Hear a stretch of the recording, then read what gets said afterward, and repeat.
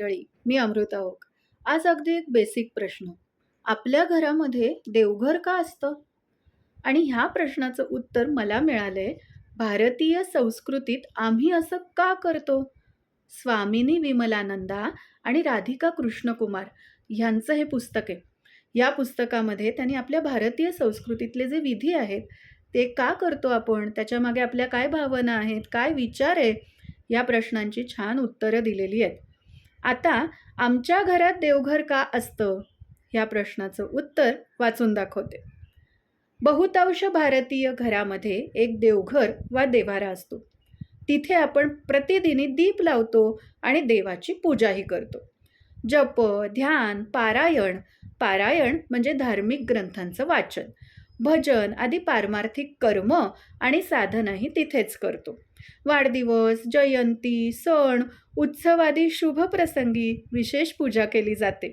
कुटुंबातील प्रत्येक छोटी वा मोठी माणसं त्या दिवशी पूजा करतात आणि भगवंताशी वार्तालाप म्हणजे संवाद साधतात. या सर्व सृष्टीचा भगवंत हाच एकमेव स्वामी आहे. अगदी त्याच दृष्टीने आपण ज्या घरात राहतो ते घरही त्याचंच आहे. देवघर हा घरातला मुख्य दिवाणखानाच आहे. आपण पृथ्वीवर असेपर्यंतच त्याच्या या घरात राहू शकतो. ही जाणीव जर सतत मनात ठेवली तर आपल्या अंगावरचं खोट्या अभिमानाचं आणि स्वामित्वाचं कवच आपोआप गळून पडतं. आमचा आदर्श दृष्टिकोन असाच हवा की भगवंत हेच आपल्या घराचे स्वामी आहेत आणि त्यांच्या घरात आपण केवळ रखवालदार म्हणून राहत आहोत. अशी समजूत करून घेणं आपल्याला जड जातं. मग भगवंताला आपला खास पाहुणा मानूया का? मग साहजिकच आपल्या पाहुण्याला आराम आणि समाधान वाटेल अशा सुविधा पुरवतो. तसंच देवाचं आदरातिथ्य देवघरात व्हायला पाहिजे. म्हणूनच हे देवघर सदैव स्वच्छ, पवित्र आणि सुशोभित ठेवायला हवं. भगवंत हा सर्वव्यापी आहे. आपल्या घरात त्याचं सतत वास्तव्य आहे याची आठवण असावी म्हणून हे देवघर असतं. भगवंताच्या कृपेशिवाय कुठलंही कार्य यशस्वीरित्या सिद्धीस जात नाही किंवा सहजतेने पूर्ण होत नाही. देवघरातली रोजची प्रार्थना वा विशेष समारंभाच्या निमित्ताने गायलेली स्तुती स्तोत्र म्हणजे भगवंताने आपल्यावर कृपा करावी म्हणून केलेलं आवाहन आहे. आपल्या घरातील प्रत्येक खोलीचा उपयोग हा विशिष्ट कार्यासाठी असतो. जसं शयनगृह हे विश्रांतीसाठी आहे, दिवाणखाना आल्या गेल्याच्या स्वागतासाठी आहे, स्वयंपाकघर हे भोजनासाठी आहे. प्रत्येक खोलीची साज सजावट आणि वातावरण हे त्याचं विशेष प्रयोजन लक्षात ठेवून केली जाते. त्याचप्रमाणे ध्यान साधना, पूजा, प्रार्थना वगैरे करण्यासाठी अनुकूल वातावरण पाहिजे आणि म्हणूनच देवघराची आवश्यकता आहे.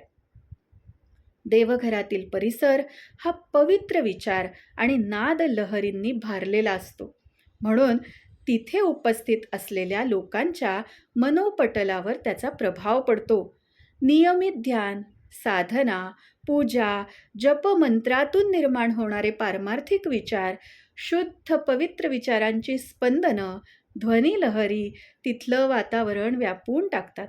त्यामुळे आपण कितीही थकलो असलो किंवा आपलं मन अगदी प्रक्षुब्ध असलं तरीही आपण जर थोडा वेळ देवघरात बसलो तर आपलं मन शांत होतं, पुनश्च टवटवीत होतं आणि आत्मिक रूपाचा उन्नत अनुभव घेऊ लागतं.